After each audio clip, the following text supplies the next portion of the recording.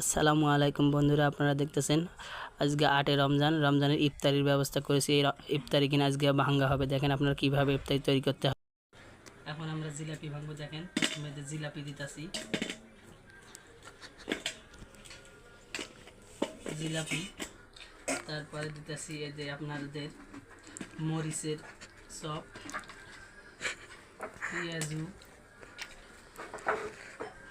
পেঁয়াজু দিতেছি। তারপরে দিতেছি এই যে ডিমের চপ, এটা দিব। বেগুনি দিতেছি।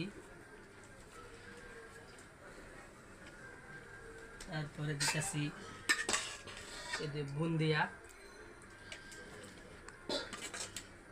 দিলাম।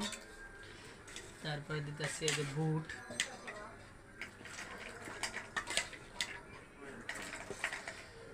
তারপরে দিতেছি এই যে শশা। আটকে থাক।